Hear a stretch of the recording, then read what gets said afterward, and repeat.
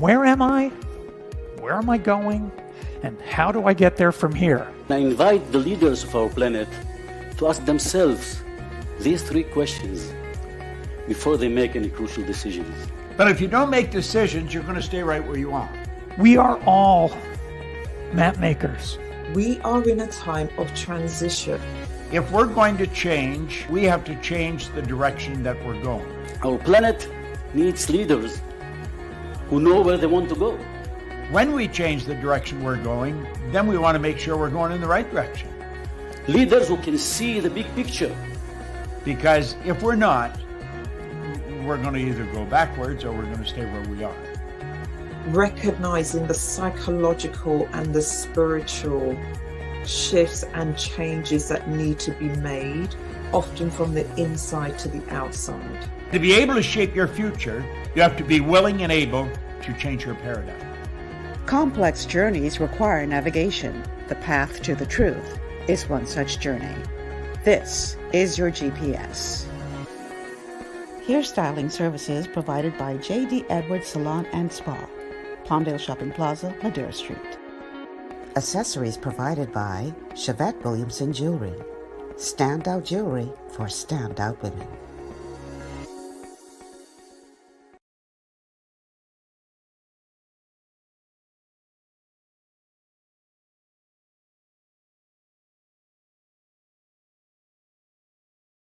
Amanda, as always, it's a pleasure to be in your company today. Thank you so much for tuning in and making GPS a part of your afternoon. Trust me, we don't take it for granted. And so I am calling this show today The State of the State and the Future of What Could Be Now. The State of the State and the Future of What Could Be Now. And joining me on the show today is a young man I've known for quite some time from my BFM days. And he has grown into, I say grown into because he was a young man when I mean, teenager when I first met him. Now he's a big grown man with family and thing. And anyhow, he he's a very successful businessman and has dabbled in politics. And has some very strong views that he's not afraid to express as it relates to our nation and what is required to take it to the next level. So I thought that he would be really good to discuss the state of the state as it is now, but also to look at the future of what it could be. Because we spend an awful lot of time on these talk shows talking about the problem, and I think not nearly enough time talking about the solutions. So hopefully we'll be able to cover both today.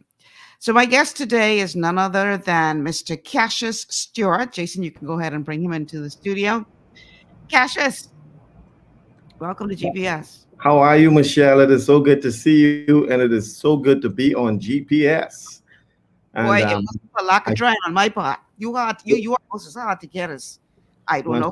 Man, stop that, man, Michelle. You know. Your children got to eat and school fees got to pay. And I helping you do that. Exactly. So that's the situation. But anytime you call, I'm always there for you, and I'm always willing to participate and be a part of the national dialogue because it's important for different voices to be heard. Yeah. And so that's why I'm here. Well, I do appreciate you coming. I really do.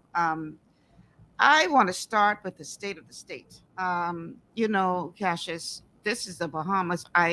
Every day I recognize it less and less. We are not, as a collective, the loving people we once were. Our society has morphed into something that is pretty much unrecognizable. I mean, when I moved to Bimini, for instance, they had a running joke about Nassau. They say, you from one a day? You just take one a day. I said, what you mean, the vitamins? Say, no. In Nassau, you always do one a day. I said, what you talking about? One waiter a day. I say, man, you're all wrong. They need to upgrade that now. It's 3 a day. What or something, man? It's 3 a day now. What in the world is going on in this town? How did we get here, Cassius? It's because of lack of discipline. remember now, the foundation of the Bahamas, when we were given the preamble of the Constitution at the birth of our nation, that preamble laid out a foundation for us to be guided by. And one of the tenets of the preamble was self discipline. You know, it was self discipline, industry, unity, and abiding respect for Christian values and the rule of law. Hmm. However, the first tenet of self discipline has been almost eroded away from our society. You know, the problem with a society, we seem to think that a society that is well manicured and orderly has to come in place randomly. It never happens randomly. Mm. If you look at any garden, any beautiful lawn, any beautiful field, it's a strategic approach to making it beautiful. Yes. And every now and again, you will see weeds popping up until you have to constantly work at it. A family, a society is no different. If we want an orderly society, it has to be a strategic approach on the part of the leadership, Mhm. which also brings into play civil society, non-governmental organizations, the church, and all the different organs to be a part of making sure that we can continuously make an orderly society. The problem with us, though, is that because we're an open society, that means when I say open, we allow influences from anywhere to come in. Um, Case in point, the influences from the North America. One of the things that we've been struggling with is discipline in the school. Is it right to beat kids in the school? So now instead of being is discipline is now abuse. Mm. And in America, you cannot discipline your children or you go to jail. And so when you look at their society and see when you remove the absence of that discipline, what's happening in their society. By extension, when you superimpose that same mirror on our society, you see that we are now moving away from that discipline. You see a lot of rogue, unorderly, chaotic behavior from amongst our children. What we need to understand is one thing: foolishness is bound up in the heart of a child, but the rod of correction will drive it far from him. And so that discipline does not necessarily be there to hurt children, but to bring them in order. So when you look at, okay, we're about 3, 4 generations away from independence. So Lyndon, you had the Ingram, you had the Christie. Well, Ingram and Christie is one generation. You had the Davis administration. When you look at their generation versus the generation we see now, we see a total difference in discipline. That is because in their era, their parents used to discipline them. Mm. In this era, we don't believe in discipline no more. We figure we gotta let children grow up. We put them on timeout, and we'll take away their iPhone and so on. But that is not discipline. One of the key tenets of reading scripture and ancient books, you have to look at what used to be. One of the things we always says, do never remove an ancient boundary stone. Right. And as a society, we remove those ancient stones. So the moral fabric of our nation that held us together has been removed, has been eroded, has been almost eliminated. And so now we are now living in a new Bahamas that none of us recognize, that and none of us want. And so we have to go back though as a society and embrace the things that kept us together. Sometimes we have this thing that because it's old, it's not useful.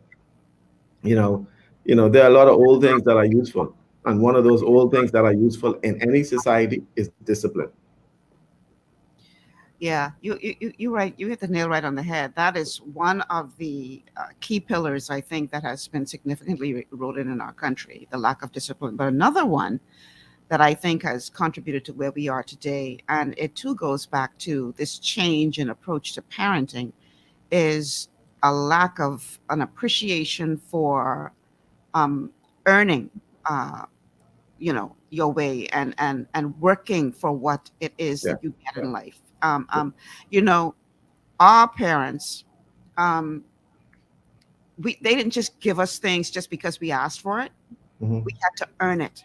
Yeah, yeah, And I know that a lot of modern day parents are of the view that, well, I didn't like the way that I felt when, so I'm going to make sure my children have yeah. everything I didn't have. Yes. I'm going to make sure that their life is easier than mine. Hmm. I'm going to make sure that, and that's all well and good. But the only problem is when you raise them that way, they have no appreciation for the value of earning anything. Right. And it also introduces this sense of entitlement. Mhm. So now you have this whole generation of kids that have been brought up thinking, number one, I don't have to work hard for anything. It's supposed to just be handed to me because I'm Mhm. special. Yep. And number two, I'm entitled to this. So Mhm. don't tell me I have an attitude problem. No, I'm entitled to this. Yes. So Yes. when you have that combination, and then they get into the real world and they realize the real world ain't treating them like mommy and daddy treated them, Mhm. then we got a problem. It's called the law of the farm or the law of the harvest. It's called what? The law of the farm and the law of the harvest. In other words, they just experienced harvest all their life. They never had the appreciation for the law of the farm, where you put something in the ground, watch it grow, water it, nurture it, then you receive a harvest. In other words, that work, that discipline, Um, you're in that the matrix. training. You're in the matrix. We're not understanding what you're saying. We're getting some kind of weird matrix thing going on. With I think it's your internet connection. But keep going. Hopefully Am it'll I clear. on? Can you hear me? Can you hear me? Am I good now? It's still iffy. But continue. But Yeah. start again what you had started to say because we didn't get that. Okay. There are two school of thoughts when it comes to this behavior. It's called the law of the farm or the law of the harvest. There are a lot of people who want to reap a harvest, but they don't want to plant the corn. Everybody want to plant. They want to raid the barn, but they don't want to plant the corn. This is And not. This is not. This is not happening. So tell you what. Um. can you hear me? Okay. Now it's cleared up. It's Go better ahead. now. Yeah. Now Yeah. start from the beginning of what you were saying. Okay. So two schools of thought when it comes to this type of behavior: the law of the farm or the law of the harvest. People just want to go in the food store and reap everything. They don't want to grow nothing. So Mm. what you're saying is they don't want to earn nothing. That earning is basically planting a seed in the ground, watching it grow, then waiting for the harvest. We just want the harvest. We want to pick all of the cherries of the tree, but we don't want to plant the cherry tree. And so what happens is that spoils them and it puts them in a different mindset. So in other words, they don't have the appreciation for work. They don't have the appreciation for the process of life. And so when you retard yourself with the process of life, you become almost like a forced ripe banana. It's cocky inside. It looks good, but it's cocky inside. We have to, what they call, organically nurture our children, where we train them the discipline step by step, appreciating every dollar you have. How did you get that dollar? And so we have a society where people think that things are free. The government will say, "Oh, this is free. This is free." There is no such thing as a free lunch. Somebody is paying along the way at some point. And so we got to teach a generation the process of work, the process of discipline, the process of understanding what it is to get to the end, to get to the harvest. But the problem is our leaders, perhaps, and our society, we embrace the law of the harvest. We don't want work. We just want everything to come to us free. And also to one of the effects of that behavior is what they call the Dutch disease. And it came from Holland, the Dutch colony, where they discovered oil in the 1960s, and because they discovered oil, and they started to make a lot of money, they stopped manufacturing, they stopped all agriculture, and then shortly all of the industries dried up because everybody had that free money. Mm. We had the very same thing in the 80s With when drugs. tourism was a boom, when drugs and tourism. Mm. When tourism was a boom, everybody left school. It was a dream of all of us to go to work in the hotel and get that fast money. But then now we left the fields, we left the manufacturing sectors, all of the other areas dried up, and it was all tourism, tourism, tourism. And then now, how do we feed ourselves? And We, so, we, we all may this, have to have you. We may have to have you restart your router because it's really bad with this matrix thing going on. But there's something that you said that I want to go a little further on, and that is this. You talked about how when you want to get a harvest, you got to plant a seed. Well, here's what people don't seem to realize: if you want the fruit, you have to shovel some dirt. The shoveling of the dirt, and if you want to go even further than that, if you can fertilize that soil, the shoveling of the you know what, yep, you have to shovel some stuff. yep, And that's what like, and that's the essence of life. But the quality of the fruit depends on what you shovel. If you just throw the seed on some hard concrete and expect it to just spring up, it's not going to spring up. You Yeah. gotta shovel Yeah. some crap hmm to get to the harvest. Yes. And this is a lesson that I think a lot of even some of our politicians don't seem to understand. I mean, we look at what is happening now with Gibson. You know, I'm not trying to say the man is innocent or guilty in any way, but generally speaking, we have a problem with corruption in this country. Whether it is at allegedly uh, the House of Assembly level or whether it is at the level of uh, the civil servant who is in a position to get a couple dollars under the table so that they could expedite a process to get a job done. All of this is, I believe, sign or a symptom, I should say, of people wanting the fruit but not understanding that they got to shovel some crap in Precisely. the process to get to that fruit. So as a result, you got this get quick rich um, attitude. I'm entitled to this, so I can get what I could get while I could get it. To hell with the rest of y'all, because it's all about me and mine. And there seems to be this lack of empathy for our fellow man. We don't care that you standing on the side of the road for 1 hour trying to get $20 voucher. I don't care. I could justify spending $1 million as an example on an ambassador living in a hotel for more than 2 years and getting the most expensive furnishings. I could justify that because I quite frankly don't care about you. Yeah. Yeah. Well, quite frankly, a lot of them don't really care about the Bahamas. It's see these political parties and our leaders just use their political parties to get to the government to abuse it for their own selves, whether it's to live lavishly for 5 years or whether it's for their own personal benefits, whether it's for their own contract, whether it's to position themselves in business at the expense of everybody else. And so then everybody else is looking at this mirror saying something is wrong with this movie because if they could get rich, why I can't get rich? You see, we paint the wrong picture. And that is the problem because as leaders though, we paint the wrong picture to the nation. We figure, oh, I could commit crimes, but I can lock you up when you commit crimes. And Mhm. so so you have what they call this mismessaging going across the society. So young men on the streets don't care. Why should they care? Why should they care if our leaders are breaking the law and getting away? Why should they care about being law-abiding citizens? And so the problem is we get mismessaging going across the board.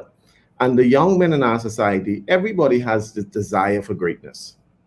However, when you put roadblocks in the way of our young people excelling and getting access to wealth, they have no other choice because they feel like they're in a box. And so they find ways of committing crime or find ways of getting money, which normally goes against societal norms, is either drugs or counterfeit or selling this or selling something illegal. That's because we put them in a box. We don't give them the opportunity to explore. The government just said now, we can spend $62 million on consultants, right?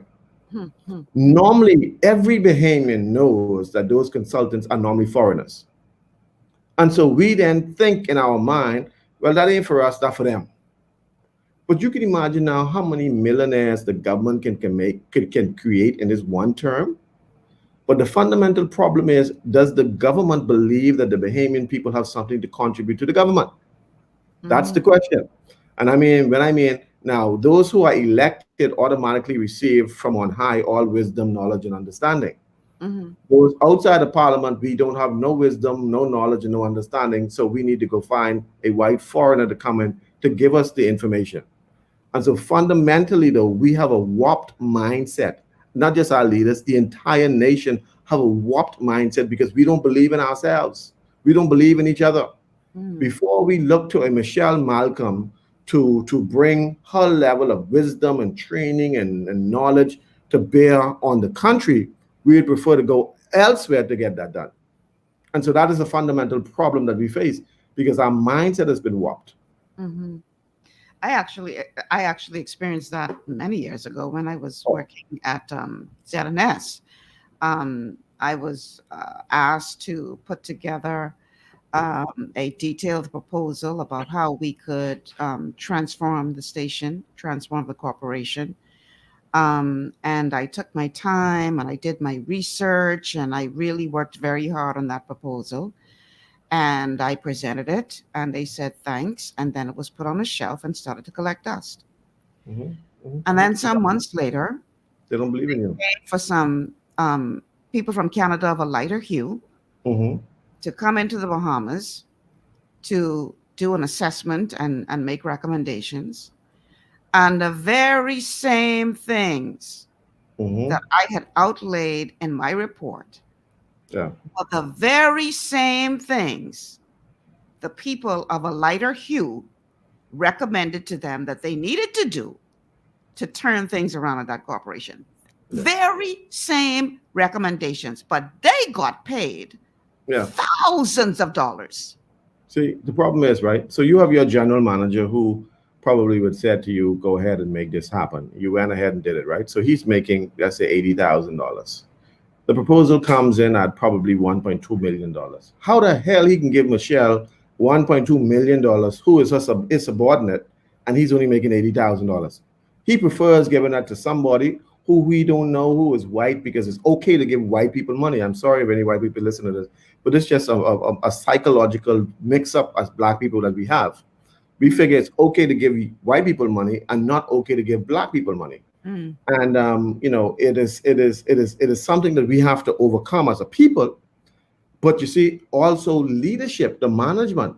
Remember, the members of parliament have the same problem too. I only making this and I give you this contract and you making all of that. No. In order for me to give you that, you got to give me something back. Also warped mindset, you see? And so we don't appreciate each other and we don't want to see one another succeed. Every administration within a 5-year term could probably make about 150 millionaires in the Bahamas. We could, if we want to. But we don't want to make Bahamians prosperous. We don't want to make Bahamians successful. It is in my best interest to keep you begging. Now, let's just look at us, right? The central bank governor always makes this argument that Bahamians do not save, right? Always makes this argument. The challenge is Bahamians don't have nothing to save. So after you then get your $210 a week, and then your rent is $200, you got $10 to pay light bill, water bill, phone bill, and all the other stuff left. So at the end of the day, you're in the minus. How they can save?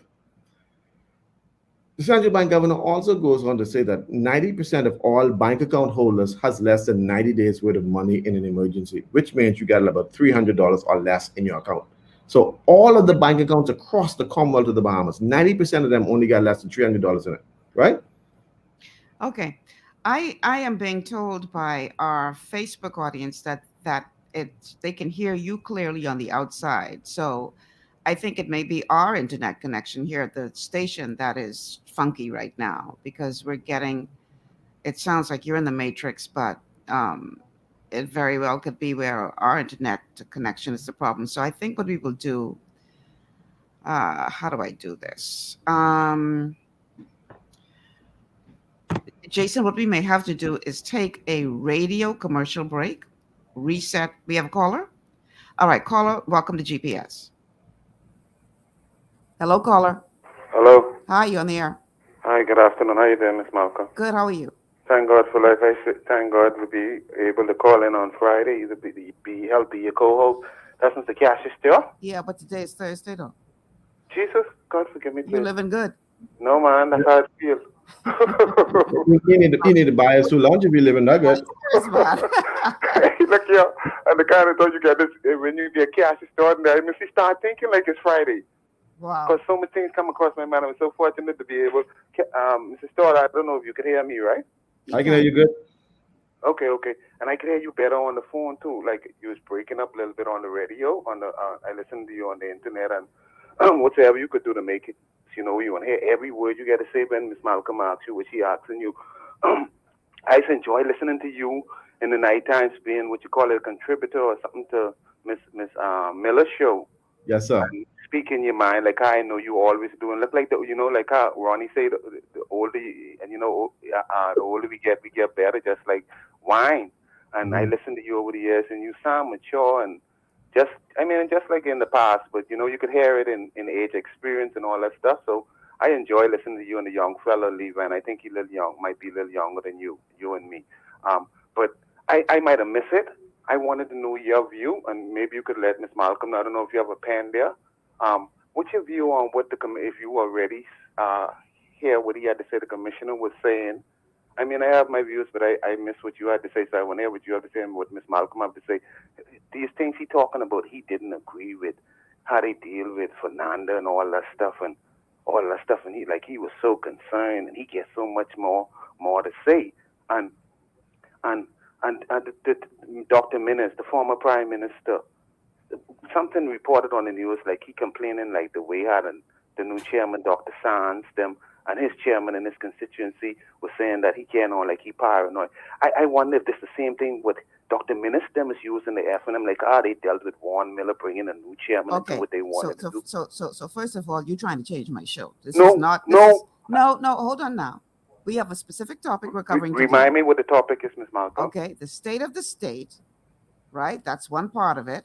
Yes, ma'am. And we're also talking about the future of what could be now. Now, some of what you're talking about I allow, but when you start getting the thing with the F and no, that's for tomorrow's show. That's an open line. That's for tomorrow's show. Yeah, so don't be trying to change my show topic. That's more like leadership. So if something like it was in the budget, like what was the secret, and it came out, and now we know it was reported on the news. You think that's a good question for him? Like how they talk about that's like corruption. Yeah, so we can. Yeah, you know what you call them big boats, then not them sailboats, them pleasure or them expensive, them big boats. Luxury craft. Yeah, it sounds like they either was keeping it a secret, or they make it duty free, or they could tax them a little bit. Then I start thinking with the poor man and thinking about our Minister of Finance, our Prime Minister. He's been leading this thing in the world, talking about carbon business and stuff like that, and knowing that Doreen Bainey and a lot of them people then maybe could have get away if they had little boats. And I thinking about being creative, like, rather than just looking out for the rich and look out for the average person, the striving person, maybe some kind of concession that they could own boats and engines and stuff like that they could be able to move around and do things. And it ain't all about the greedy. Right.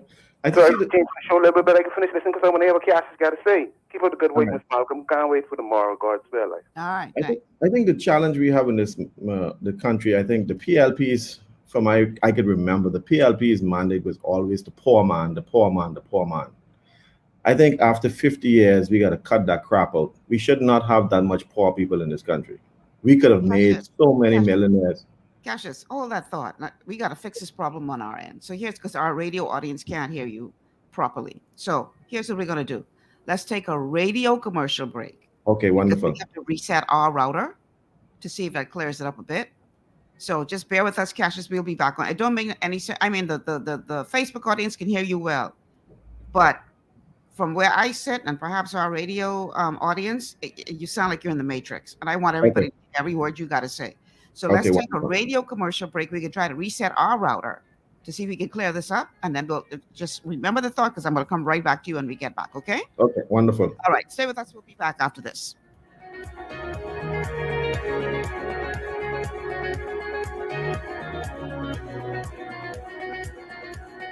Understanding your microbiome, also known as your gut ecosystem, can change everything you thought you knew about nutrition, digestion, immunity, and metabolism. Keeping your gut ecosystem healthy and balanced is essential. Ultimate Microbiome by Longevity was specifically formulated to optimize this ecosystem. It provides the advanced support your gut needs through prebiotic, probiotic, and postbiotic supplementation. Our unique blend of probiotics includes Lactobacillus and Plantarum, healthy bacteria that can help prevent harmful bacteria from taking over your gut.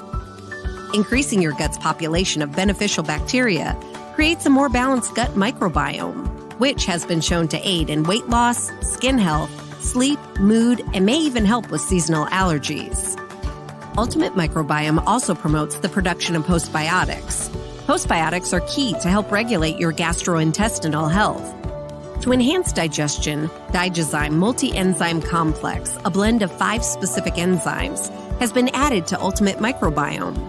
It can help break down food so your body can better absorb nutrients. Plus, we've added our proprietary I-26 hyperimmune egg powder to aid in the elimination of disease-causing gut bacteria and help your body balance its immune response. Ultimate Microbiome, the scientific, proprietary, and holistic approach to gut health that helps optimize your body's entire gut ecosystem. To learn more, contact your longevity associate.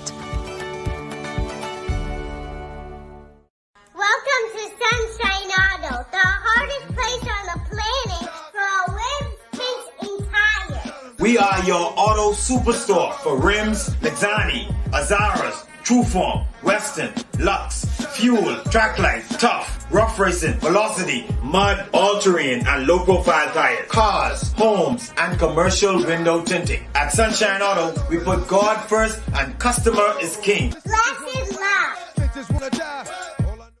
To stay healthy, it's crucial to make sure you get the nutrition you need every day. But it's difficult to get all your recommended vitamins and minerals from food alone. Even in the United States, 94% of people are deficient in at least one nutrient. Beyond Tangy Tangerine 2.0 by Longevity is a simple, convenient, and affordable way to help your body get the essential nutrients it needs. It's an advanced plant-driven multivitamin mineral complex that contains certified organic whole foods, trace minerals, and antioxidants. BTT 2.0 supports your body's natural defense system with a proprietary blend of energy-boosting and body-loving nutrients, plus prebiotics, probiotics, amino acids, and enzymes that support digestion. With an unusually high ORAC score of 8,000, you get even more antioxidants to help combat free radicals that can cause damage to your cells. But to get the most benefit and value from any multivitamin, your body must be able to break down the nutrients so you can fully absorb them. Otherwise, they'll just pass through your system without doing any good. Beyond Tangy Tangerine 2.0 was specially formulated with synergizing cofactors to ensure you get maximum nutrient absorption. Beyond Tangy Tangerine 2.0 is the easiest way to give your body the balance and complete daily vitamin mineral supplement it needs for optimal support of your overall health. To learn more, contact your longevity associate. This portion of GPS is brought to you by Tiki Bikini Hut at Junkanoo Beach. Great food, cool tropical drinks, and family fun in the sun.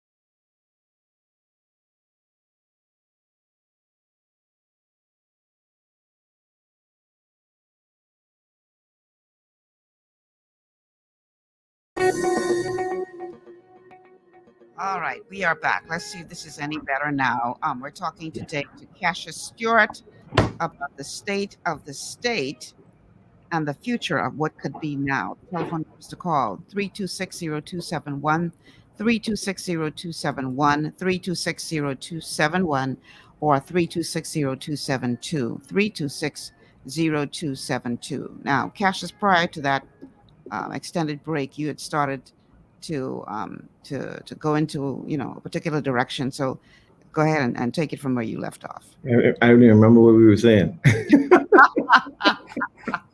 Man, you're too young to have such short memory, man. What happened? When you reach a certain age, if you take me off that track then go on. But all right, when I think about the direction of our country, as parents, we are trained to program our children to operate a certain way. We're talking about discipline. We're talking about this, and we teach our kids how to be respectful, how to respect their parents, honor adults, and so on. And then we teach our kids, all the societal norms of how do we function in a society, and that's our job. Society, government leaders are also supposed to do that.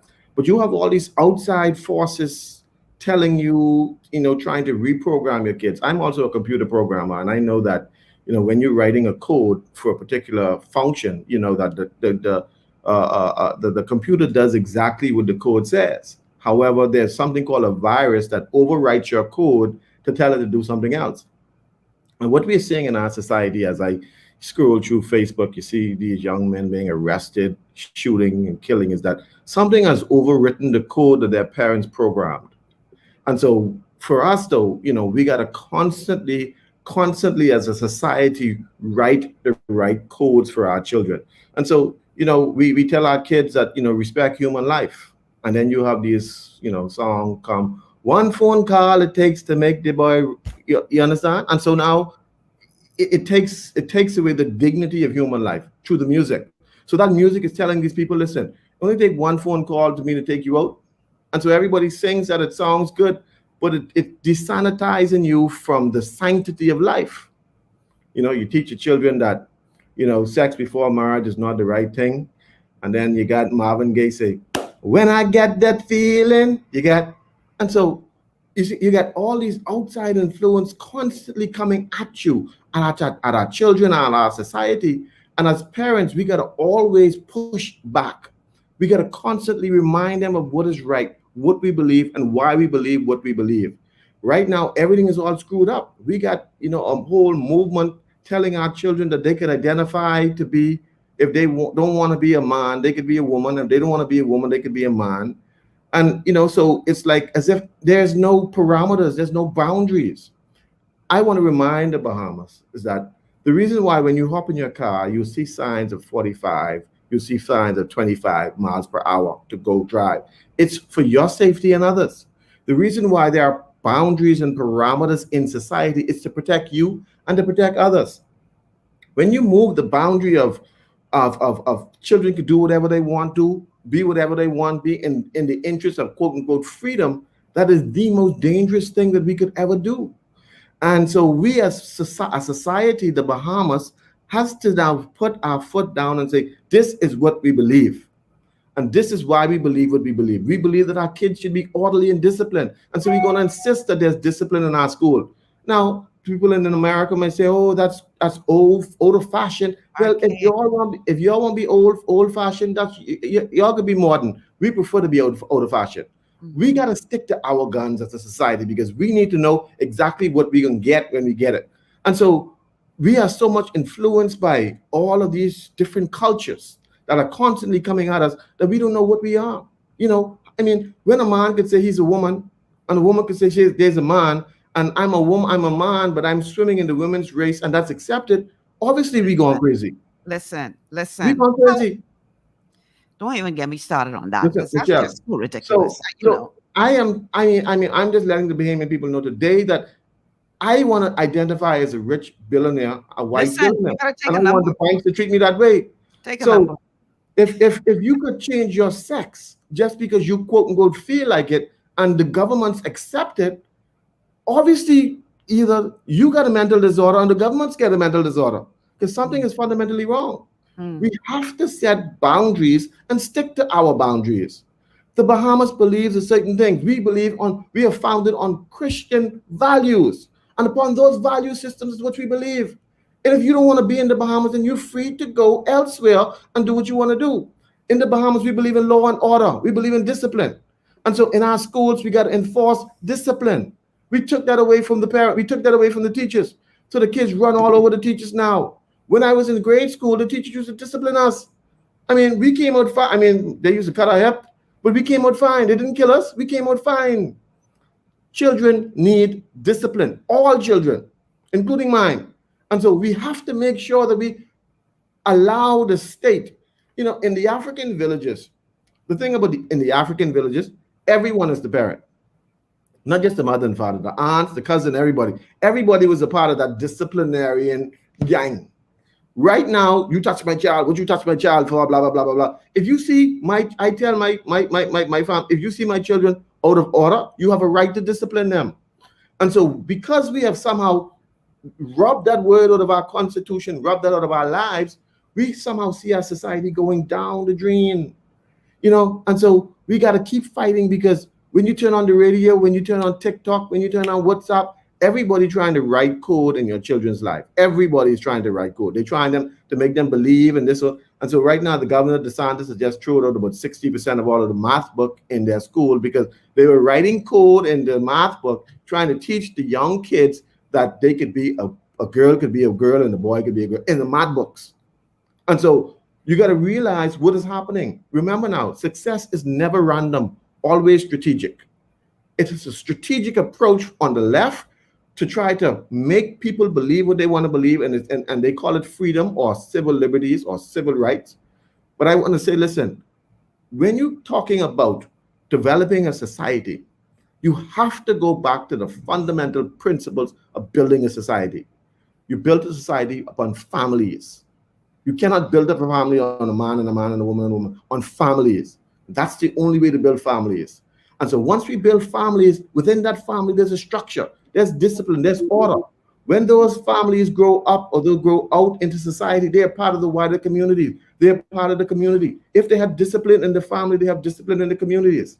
Once they have discipline in the community, they have discipline in the nation. We have to be strategic in building our nation. It's called social engineering. We have not socially engineered our people. The same way we let all our buildings rotten and rust and mold, we let our people do the same way. The same. There's no structure. And so we have failed. After the show's over, I have to go back and watch the show on Facebook, because, I know the Facebook audience can hear you well. They're all saying that the audio is fine on their part. But for me, all I'm hearing right now is you in the Matrix. And you can hear me? It's bad. It's like you're caught in the Matrix, and I'm not understanding what you're saying for the most part. Okay, well, once they can understand me. The Facebook audience definitely can, but Okay, the thing wonderful. is, I'm not just streaming on Facebook. We have a whole radio audience that I also have to be concerned about, and it's not clear as to whether or not people can hear us on radio. Next time, bring me in studio. Yeah, I think so. But I did give you the option. You could either come or stream. So next time, I don't know. This is unusual though, because I don't know what's going on, because when we play the commercials on our end, the commercials are playing okay. So that's why I'm thinking I don't know what's happening. Mm-hmm. But you're in and out of the Matrix from what I am hearing in my headphones and what I suspect our radio audience is hearing as well. But hopefully, whatever the problem is, it will resolve. We'll go away. I'll keep talking. Yeah, let's keep going as much as we can. I'm not sure what else to do to try to figure out what's happening here. A big part of our problem, Cassius, is apart from everything that you had, talked about in terms of structure or lack thereof. And this is in no way to dig at any particular government or administration, but it seems like we could be far more efficient in terms of planning what we want for our nation. We've just, I think what we see in the Bahamas today is a Bahamas that was, you remember that song back in the day, I'm nobody's child, just like a flower, I'm growing wild?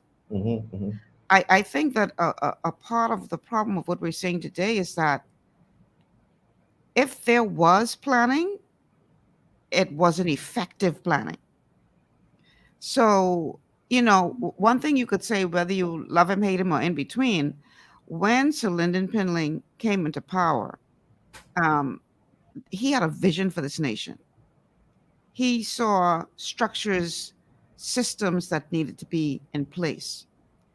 And, under his leadership, things like national insurance. And I mean, I could go on and on and on about all of the systems that were put in place under that early Pinling administration, because he had a clear vision for where he saw the Bahamas going. And I wonder if, leaders in more recent times have, you see a glimpse every now and again about a program that they may have initiated that, has the potential to be good for the country. But when you talk about an overall vision and plan, that seems to be sorely lacking. Yeah. We have not planned our society. We're caught in this cycle because the challenge of any government is one to try to get reelected. Yes. And it's not to try to build the Bahamas, because of course it's not about you, it's not about the country, it's about us. It's about us getting in power and doing what we need to do. And so if it is all about building a nation, then you would build planning. But it's about, okay, we're elected now, 1 year passed, how do we get reelected? We don't need no long-term plan, because that just can mess up the whole situation. We just want to figure out how do we get elected. All right, let's give this taxi plate over here. Let's give this one over here. We can appease this group over here. We can bring in some yachts over here. We can make sure have our money, the money from the big boys. We can let them bring in helicopters free, let them bring in yachts free, so we can get our monies. And so it's never about the Bahamas. It's never about the country. Even when it comes to oil prices, it's not about the country. It's about who can pay the politicians to get what they want done.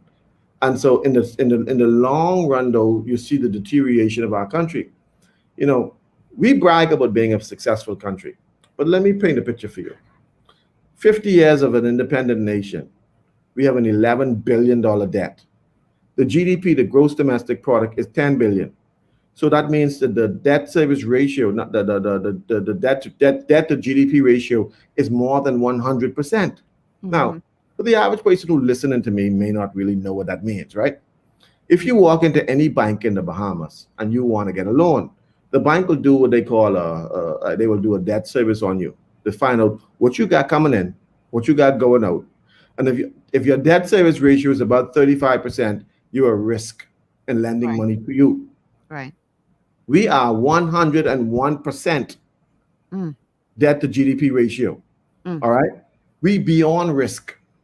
So when they say our country is now junk status, all that means is that the rate at which we borrow money, the cost is much higher. So when you're AAA, you probably borrow at 2%. When you're a B, you probably borrow at 4%. We probably at 9% now. So when the government says, Brave Davis would stand up in Parliament and say, okay, we got this budget and everybody's sharing. What you don't realize is that we have a fiscal deficit of almost $700 million. That means we got to go borrow $700 million just to pay for what he said he want to do. Now, $700 million at that 9%, that means that can kill some future Bahamians to pay that back. Now, our interest payments is more than $500 million every year. So out of that, we borrowing money. We borrowing money as well to pay the interest payment. Okay, we borrowing money to pay the interest payment. That's where we are as a country, and so we got to be very careful of these politicians who, I guess they use the Bahamas, but don't look at the Bahamas as how do we make the Bahamas a prosperous country. So he should have said, okay, listen, I know that the cabinet was big. Let's cut down on the cabinet so we could save some money. Okay, we don't need $62 million to spend on foreign consultants. We could cut that down. We could cut down here, we could cut down here, we could shave down here, we could shave down here. But to them, they don't give a damn. It's just about let's spend. Yeah, they don't really. I mean, they don't really care. If somebody was running your business the way we are running our government, you would fire them. You Listen, would fire them. You would say matter of fact, you wouldn't just fire them. You would try to put them before the courts for mismanagement of funds. listen. The only way for me to describe these administration for young people to understand is that the budget was like you going into the club with $50 in your pocket and you ordering 2 bottles of Hennessy, right? Well, I don't know how much Hennessy costs, so you got to break that down for me. A bottle of Hennessy in the club goes with $450 in the club. How much? But $450 in the club. Wow. All right. Wow. But they ordering 2 bottles. You know you can't afford it, right? But you want to act like you balling. You want to please everybody. You can't do it. So they will destroy our country. Like Sri Lanka just collapsed. They couldn't pay their debts and they defaulted. And so the whole economy just collapsed. The way it works is this way. When we can't pay our debt because we have a shortfall, then we go on our reserves. So we got about $800 million in reserves, something like that. When you pull from the reserves, then what happens is the reserves holds up the dollar. The dollar is pegged by the amount of reserves you get. Once that is removed, then the dollar collapses. Once the dollar collapses, then all of the values that we have, that $1 million house should you live in, Michelle, the value drops. The value drops on your property. The value drops across the board. So that $500,000 you have in your bank account, savings account, the value of that drops. Mm-hmm. Because of the irresponsibility. And so what I'm saying is that we got to be responsible, but the people need to understand how this budget and this economy and this GDP thing works, because you will be holding the bag at the end of the day. Because a lot of our politicians have offshore banks. So if the Bahamian dollar collapses, they're already protected because they got the US dollar accounts. And so for me, it's about making sure that we speak truth to what is really happening in our society. So while we got to build a society through discipline, we also got to have financial discipline within our government. Because if we don't have financial discipline, it's like piling up straw on the camel back. Pinland pile up some straw, Ingham pile up some straw, Christie pile up straw, Davis is piling up straw. But there will be one straw that will break the camel back because the load will be too heavy for a generation to carry. Boy, we got a lot of work to do, Cassius. We got a hell of a lot of work to do. There's a saying, up a creek without a paddle. Mm-hmm. That's where we find ourselves right now. And, the Davis administration has only been in for, less than a year. And we see some, glimmers of hope in terms of what they are laying out. And there are others who are criticizing, saying that, what you're saying sounds good. And you're talking about what the problems were of the past, but you aren't really talking about what the future plan is. What is the plan going forward? Yes. And that is the criticism that I'm hearing as it relates to this administration thus far in their leadership. But I want us to talk about the future. Yes, because that's my topic. I love it. I love it. So, but before we do, we're gonna take this quick break. We're still having some issues, but I don't know why. I don't know what's going on. But anyway, we can take this quick break. And then we can turn our attention to the future of what could be now. Mm-hmm. And I intentionally worded that way because what I want people to understand is, had we taken the time to stop playing the political chess games and really look at what needs to be done to elevate this nation, we would be in a far better position than we are now. Yes. So we're going to talk about what we need to be doing to move the country forward, embracing all of the new technologies with responsibility and everything else. This is where Cassius really shines. So we're going to switch gears on the other side of the break. Stay with us. This is GPS.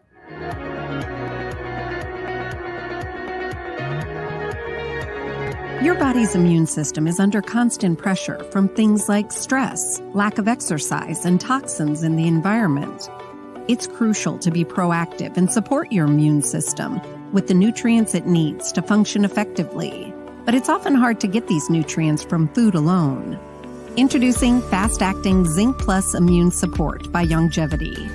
Unlike zinc-only supplements, Zinc Plus Immune Support builds on the proven power of zinc and adds complementary nutrients to give your immune system extra support.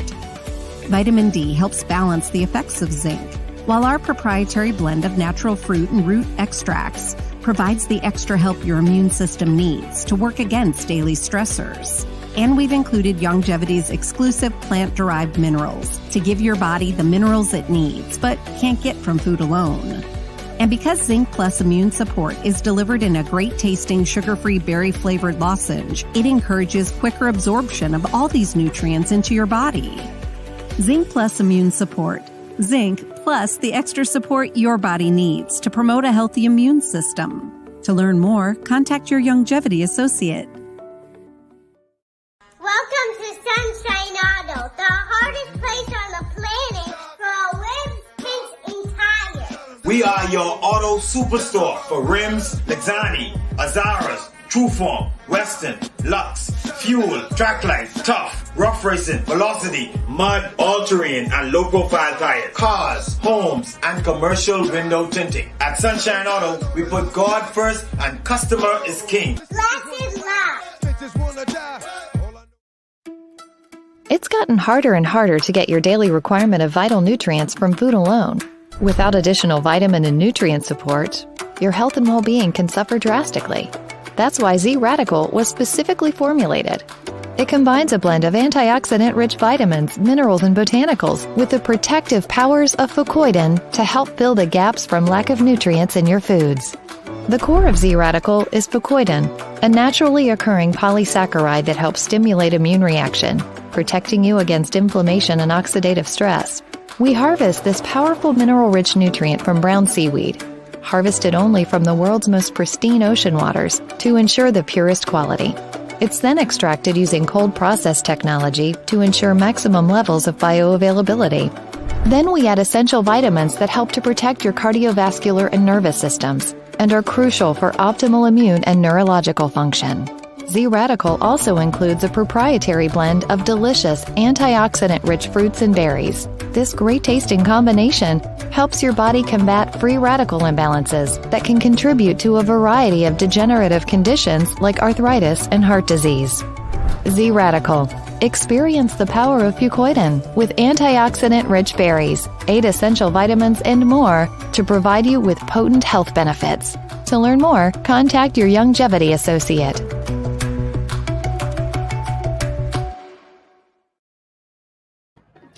Welcome back to GPS Global Paradigm Shift on Global 99.5 FM. Michelle Malcolm here, along with Cassius Stuart, my guest today. And our topic is the the future of what could be now. The telephone numbers to call 326-0271. Boy, Jason, I don't know what you did. Hopefully when Cassius starts talking, it's clear. 326-0271 or 326-0272. 326-0272. The numbers to call. We have a couple of comments here on Facebook. Princess says the Davis administration started off wrong with their Gussie Mae cabinet. Okay. Kenya says the Bahamas can't move forward if we continue to vote in the same two parties. And Star says y'all gonna talk yourself to death with all y'all smarts and no innovation, no unity. Too much pride as a nation dies. Rest in peace, KCX. All right.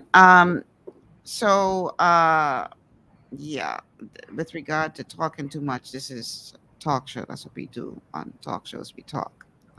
It's kind of hard to do. And we get paid to do it, eh? Kind of hard to do a talk show without talking. But I understand where they're trying to go. Yeah. We're beating up the government and ain't going nowhere. Talk and some action. Yeah.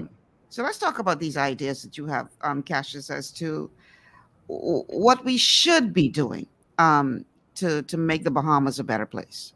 All right. Remember now, from the beginning of time, probably 6,000 years ago, all economies were governed by what they call an agrarian economy. So agrarian economy ran for probably 4,000 years, where agriculture was the number one provider in that economy. We then moved from an agrarian economy in the early 1800s to the industrial economy, where manufacturing became a part of it. After the manufacturing economy, moved to a service-based economy. From a service-based economy, we moved to a knowledge-based economy. So you got these different types of economies that are going on. The Bahamas, one time ago, we had an agrarian economy where livestock and agriculture was a part of that. However, in the 80s, we moved to tourism, which is a service base. So we skipped the manufacturing. We have probably a small manufacturing sector to a service base. So we have a service-based economy that really services us now. That means tourists coming into the Bahamas and we serve them and so on. That's a major thrust of our society. Even banking, we still serving, foreign clients and so on. So it's more service-based oriented. The trouble with us is that when you move from one economy to the next, you still hold on to the foundation of all economies, which is the agrarian economy. So the Bahamas, while we moved to the service-based economy, we let go of the agricultural sector, which has died. The Bahamas has 8.8% arable land, but we have 5 million tourists that come to the Bahamas that needs food. And so what we have done is, instead of us building the farms to be able to feed the 5 million tourists, we're now importing it from someone else. And so what we need to do is we need to now invest heavy into the agricultural sector, not only to feed the tourists that are coming in, the 5 million visitors, but also the 480,000 people that lives here. We need to be able to be self-sufficient. But here's the thing, though, Cassius, before you go on, I did a show once in another place, and Rupert Roberts was one of the guests on that show. And this whole thing that you're talking about right now about feeding ourselves came up. And he said on that show, because listen, when I was in primary school, the Bahamas had a very robust agricultural sector. I remember we used to have to learn in primary school which island was responsible for growing what. So you had the Eleuthera pineapple, and you had I think it was Exuma onions. Different islands were known for producing certain products, right? Yes. But Rupert Roberts admitted on that show that when the tourism boom took off, and I don't know who they is, but they made a conscious decision to move away from agriculture and train everybody to focus on tourism. Service-based. So we moved from one economy and we let go of the first economy. Yes, because they figured there wasn't, I guess, sufficient money or whatever in agriculture. He actually admitted it. He said, we made that decision. Yeah. I said, wow. So look at America. America is more service oriented now too, right? But they still have a vibrant agriculture sector. Mm-hmm. They didn't let go of the agricultural sector. We let go of our agriculture sector. So in order for us to be a prosperous nation, we got to also, while we have tourism, the service-based oriented, we also have to make sure, go back to the agrarian economy as well too. We got to make sure, integrate that and weave that into everything we do. Now, because we have 0.8% arable land, we got to be strategic in our approach. All right. Here's what we do. We have right next door to us is an island called Hispaniola, right? Mm-hmm. Which has a lot of land and have a lot of cheap labor. In the event that we cannot produce what we need to produce within the Commonwealth, we buy land in Hispaniola as a government. Mm-hmm. We contract laborers to produce the onions, the tomatoes, the lettuce, the celeries. Now we have a steady supply coming from Hispaniola to the Bahamas. Now, when you say Hispaniola, are you focusing mainly on Dominican Republic? Because in Haiti, you can't buy land like that. Well, listen, anything is possible. They don't allow foreigners to come in and just buy out their land. From government to government, we could work it out. So whether it's the DR or Haiti, we could work out whether we can either lease land for manufacturing. You see? And so what we need to do is we need to look at our demand. We know that we have 5 million plus tourists coming a year. And if we are to project it to increase tourism over the next 20 years to 20 million tourists, how do we feed them? And so this is where we sublease land throughout the Caribbean to be able to supplement what we have in the Bahamas. So if the demand in the Bahamas falls short, then we could also lay into our lease land in Hispaniola, whether it's Jamaica, whether it's in Lucia, whether it's in Kitts. And also to what we do is if we have excess products, we then sell to the other islands. That corporation that runs it, which is owned by the government of the Bahamas, makes extra money. We could feed ourselves. We have stock supplies to make sure that we don't ever grow hungry as a nation. And then also too, we also integrate that into the food. So I'll cut deals with Rupert Roberts and them so that we could always keep the cost of produce low. When you go inside lime, sometimes lime, 2 lime for $5, you know? And so we have to be strategic in what we do. Now, with 2%, with 0.8% arable land, what we can get into in the Bahamas, what they call vertical farming. We can build in these greenhouses where we have vertical farming. Some of the land in the Bahamas is very hard and very, very difficult to manicure. And so we go vertical farming where we could say, okay, in Elutra, we will grow these onions, tomatoes, calories, celeries. In Cat Island, we'll grow lettuce, cucumbers, and so on and so on. And then we pick all of the spices. We can have a spice island where we can have strategic spice islands, and then you grow in excess to be able to export. And so when it comes to building economy, you have to always build upon the agrarian economy. If you allow the agrarian economy to dissipate, then what happens is the whole society collapses. Because if tourism withers tomorrow because America is going into recession, a recession in America means we ain't got no money to come spend in the Bahamas. That's what that means. Hold on. We ain't got no money to spend in the Bahamas. So therefore now you will see tourism over the next year or two dwindling. But also too now, we are still making sure that we have enough food. We are exporting food from our islands in the Bahamas, the Caribbean that we are already deployed. And so we got to be able to be strategic when it comes to building, and agriculture is the first step. Okay, we have a call on the line. So what you're telling me? Okay, No. apparently we don't have a call on the line. Second step. Yeah. So the second step is, while tourism is the number one provider of the Bahamas, in what they call the S curve, if I could draw it, it's on X and Y axis. It's called the product curve. It's formed as an S. When a product is in maturity or saturation, what do? Is you integrate a new modified product. In other words, let's just say we have popcorn, and only so much popcorn you could eat. So what they did was they just put some caramel on it, pack it up, bag, and they sell a new product. So now caramel corn is a new product, but it's the same product, right? Tourism, what we do is we know that we have a tropical paradise called the Bahamas. We got the 5th largest island in the Bahamas called Andros. What we do is we build the University of the Bahamas in Andros, and we market that. So we're now taking tourism and we're creating edu-tourism. So now people are coming into the Bahamas, 100,000 strong from all over the world during when it's winter on the tropical beaches of Andros to come to the University of the Bahamas. And so you create what we call the city of knowledge, but you sell tourism under a different packaging through education. And so now you have, instead of just now, 5 million tourists coming for visit and frolicking, you got 100,000 people coming here to learn. When they come, they need to stay somewhere to live. They need to buy food. So you build grocery stores and food stores and banks, and you build an entire community and an entire city around this. And then you have people like Microsoft and Google and Facebook and all these multi-billion-dollar companies with technology.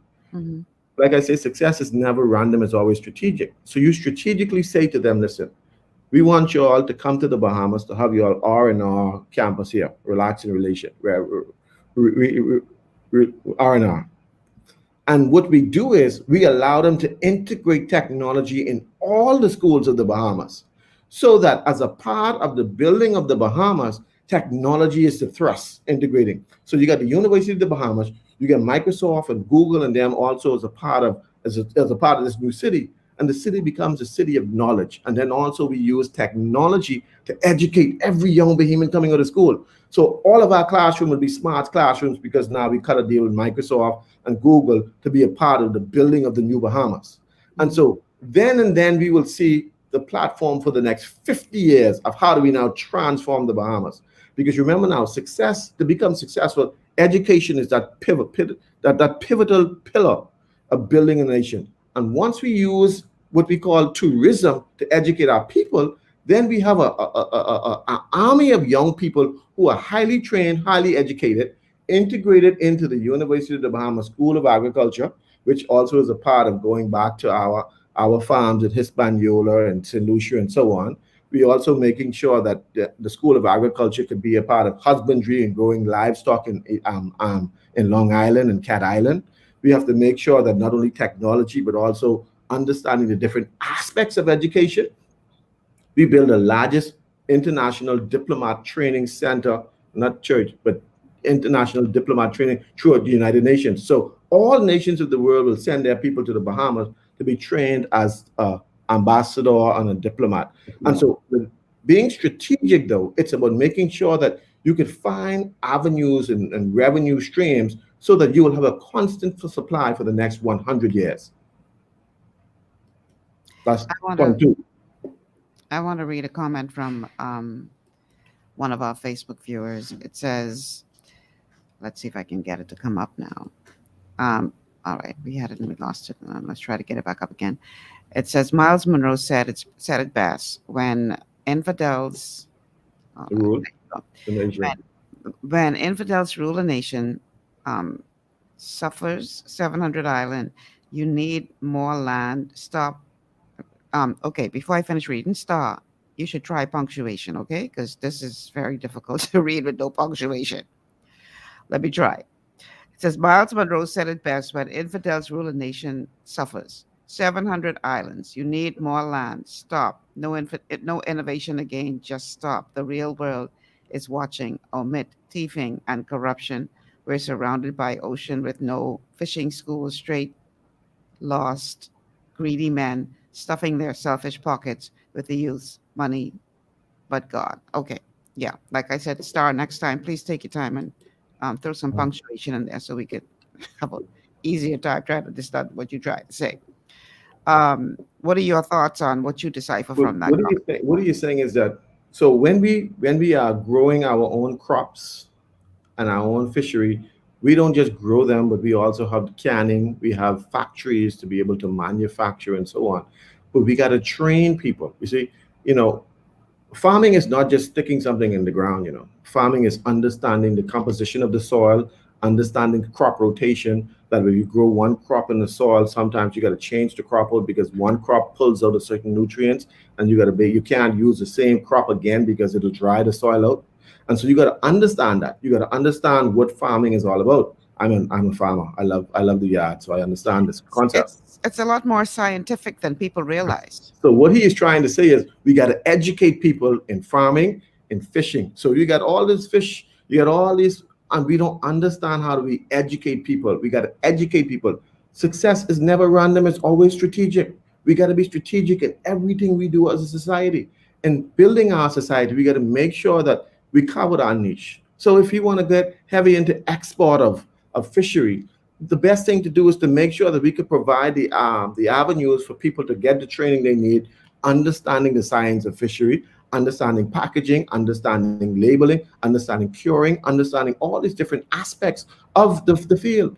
The problem is that we figure, okay, you want to get into fishing, just go get on boat, and when I see people, when the government has hired these people on the side of the road to clean up the yard, and they're just cutting the grass. You cannot cut a grass. The thing about the reason why a grass turns brown when you cut it is because you cut it too low and the plant going to shock.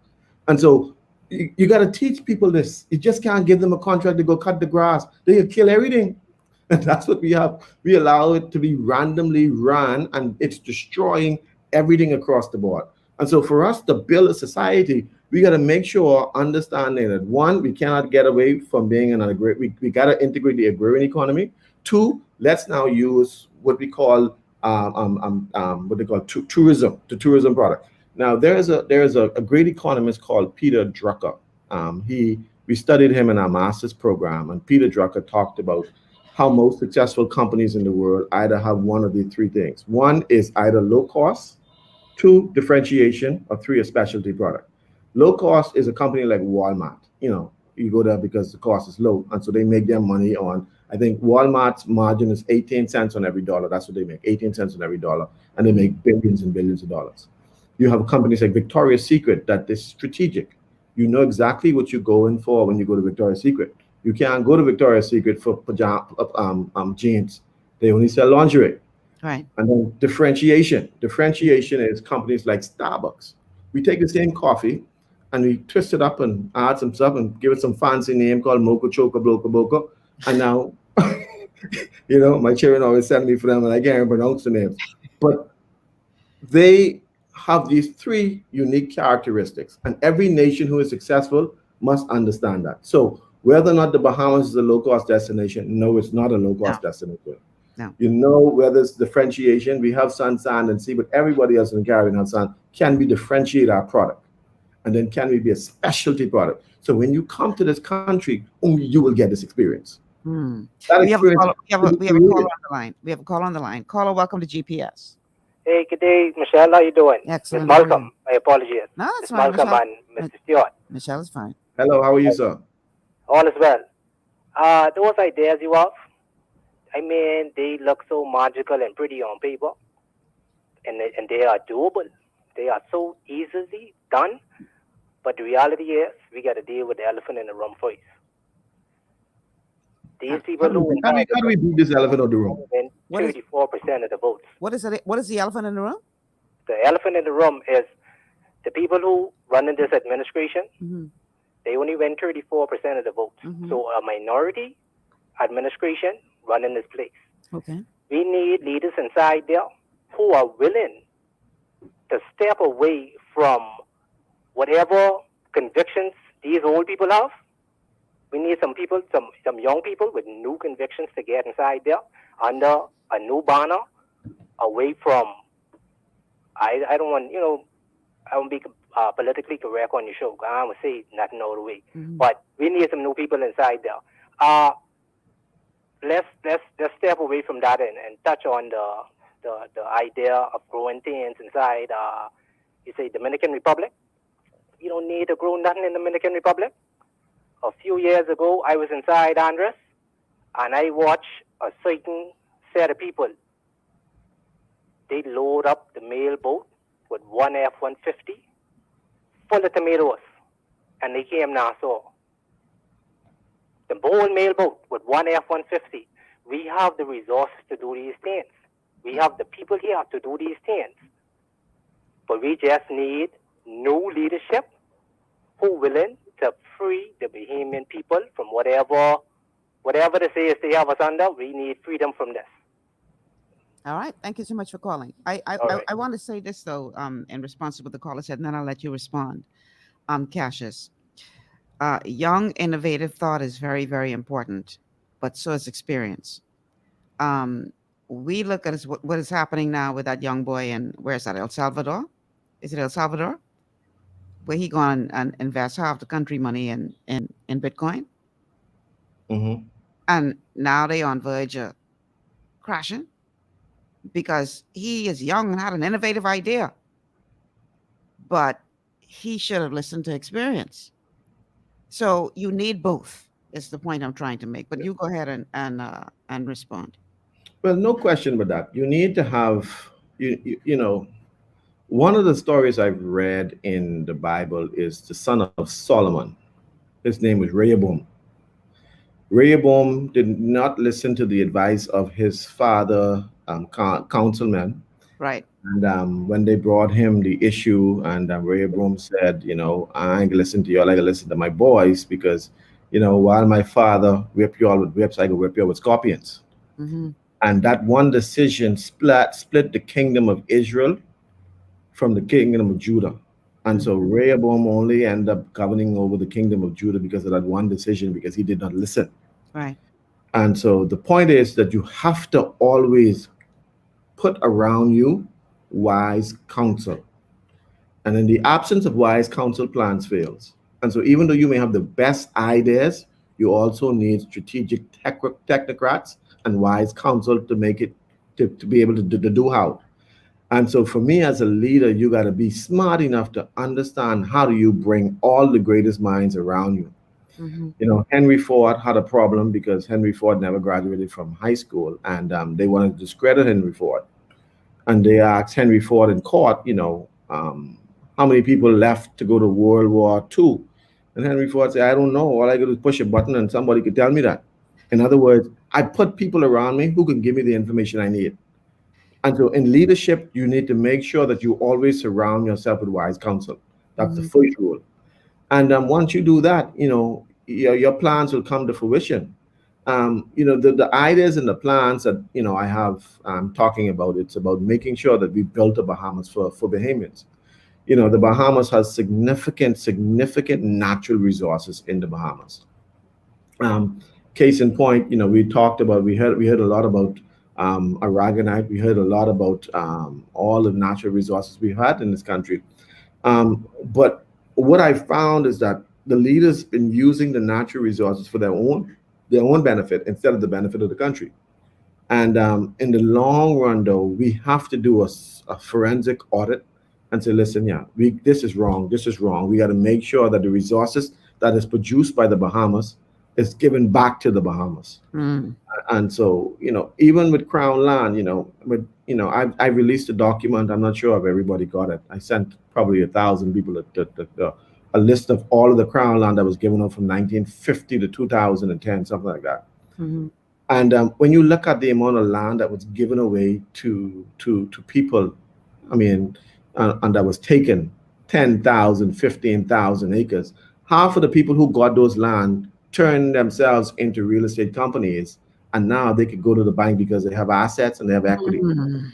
Most Bahamians don't have no assets. So in the race of economic success, they starting at the finish line, but we starting 10 meters behind the starting line. So we will never catch up because they gave themselves and their children a plethora of land. And when you go to the bank for a loan, they ask you, do you have any collateral? I don't have no collateral. They take all the collateral, so you understand? And so now when these people who took the land go to the bank, they said, yes, we have this. We have over $10 million worth of land that we never paid for, that we took. And now that we could go borrow against that. And so it's a disadvantage to us as a people because we all want to be successful. Every Bahamian I know want to be successful. The trouble is there are so much roadblocks in our way that we cannot be successful. I am a professional business person. I'll give you a story. And I have a master's degree in business administration. I have an associate's, bachelor's, and master's in business administration. I started my company in my medical firm, and I had a shipment coming in. I wasn't too sure what the duty on that shipment was going to be. So I went to the bank and said, listen, I may need to just get a $5,000 overdraft facility because I have a container coming in. I'm not sure if it's going to be too much. So the bank manager said to me, I don't think I can give that to you. I said, why? He said, because you're not a professional. I said, I waste my damn time in school. You're not a professional? I am not a doctor, a lawyer, or an accountant. In the Bahamas, those are the only three professional class. So he said to me, I can give your wife the loan. I said, but sir, we just opened up an account for her 2 days ago and ain't really much on that. We just opened, but we can still give it to her because she's a doctor. And I said to myself, I curse in a different language. I curse in my mind, right? And I said to myself, I've been to school. I did a master's degree in business administration, and I'm still not a professional in your language. That is absolutely retarded. I'm sorry. And so I could not get. Mind you, I asked him how much money was on the account, and quite a bit of money was on the account. It was in the $20-something. I said, I just started this business. I still could not get it. But the other account ain't had but $200 on it because the business wasn't started yet. It was just there. But you understand? And so the mentality is, how do we succeed when they set these roadblocks up for us and then tell us, okay, go into business, but we can't get a damn loan because they don't consider us professionals. You understand? I can see that if I did not have a college degree, I didn't have a high school degree, you could call me a non-professional. But I have a bachelor's, associate's, and master's in business administration, and I'm still not a professional in their eyes. And so this is the challenge we face. So for me now to get access to capital, because in order for you to generate wealth, you need capital. Capital is like that gasoline on the fire. You have a spark, you get capital, it explodes, right? But if you don't give me the gasoline, how am I going to ever get the fire started? So that's the challenge we're facing as a generation of people, because they don't see the need to be able to give the fuel you need to start your business. Now, we did mess it up because the Bahamas Development Bank was supposed to do that, but we allowed politicians to bastardize the Bahamas Development Bank, took millions and millions of dollars and refused to pay it back. This MP, that MP, they ain't pay the money back. And so the Bahamas Development Bank had to go into receivership and take properties and so on, because we have allowed the system to be bastardized. And then also too, Bahamians don't necessarily manage business properly. I understand that. But for you to close the door for everybody, how do you grow an economy? And so small business has to be a crucial part of building the new Bahamas. We have to make sure, give these people the tools they need to access. Now, e-commerce market is $14 trillion, right? 14 trillion. We are 30 minutes away from the largest economy ever made, about $7 trillion. How many Bahamians out there that are listening to me generated $300-400 from the largest economy this year? Probably some, but most of them none. We go spend money in the largest economy, but we don't generate money from the largest economy because, once again, we have a system that prohibits Bahamians from getting access to the global economy. Michelle, is something called ACH payments. Very simple. You heard of it before? I want you to write it down so you don't forget it. But we have to take a break. We got to take a break? Yeah, okay. We got to take a break. So let's take this break. We'll discuss the global economy and ACH payments when we come back. Yeah, we can definitely turn to that. So write it down so you don't forget, because your little memory, But that's the direction we'll go in on the other side of the break. Stay with us. This is GPS. Wonderful. Understanding your microbiome, also known as your gut ecosystem, can change everything you thought you knew about nutrition, digestion, immunity, and metabolism. Keeping your gut ecosystem healthy and balanced is essential. Ultimate Microbiome by Longevity was specifically formulated to optimize this ecosystem. It provides the advanced support your gut needs through prebiotic, probiotic, and postbiotic supplementation. Our unique blend of probiotics includes Lactobacillus and Plantarum, healthy bacteria that can help prevent harmful bacteria from taking over your gut. Increasing your gut's population of beneficial bacteria creates a more balanced gut microbiome, which has been shown to aid in weight loss, skin health, sleep, mood, and may even help with seasonal allergies. Ultimate Microbiome also promotes the production of postbiotics. Postbiotics are key to help regulate your gastrointestinal health. To enhance digestion, Digizyme Multi-Enzyme Complex, a blend of 5 specific enzymes, has been added to Ultimate Microbiome. It can help break down food so your body can better absorb nutrients.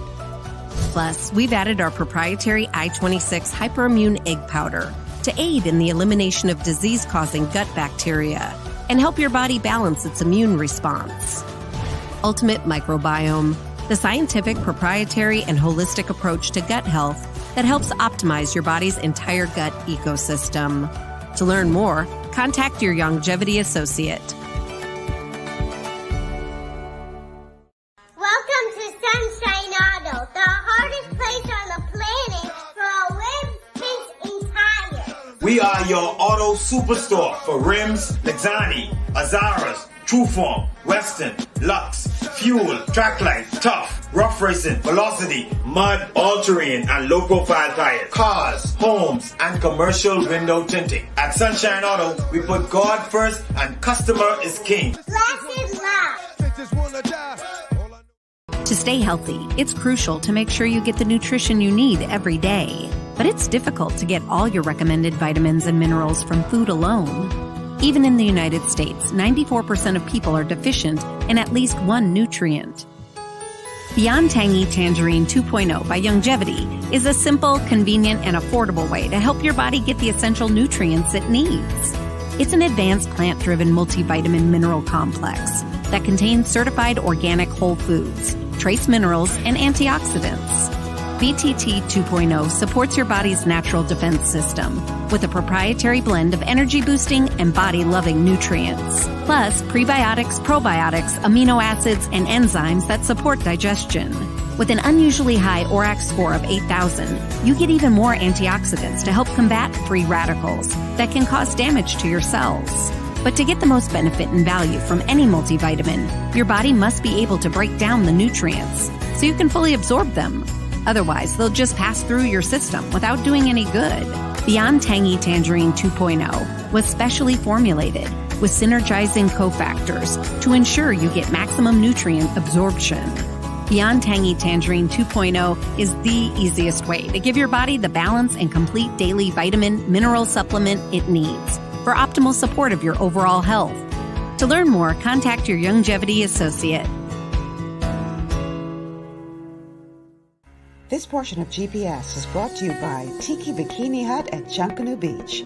Great food, cool tropical drinks, and family fun in the sun. All right, make sure you guys check out Tiki Bikini Hut on Junkanoo Beach, where Byron Coley Austin and his team will make sure you'll have some good eats. Boy, look here. Their chef has put his foot in it. He's put his foot in it. I have tried many different dishes there because I figure Cassius is. I come across one I don't like. I ain't find it yet. Mm-hmm.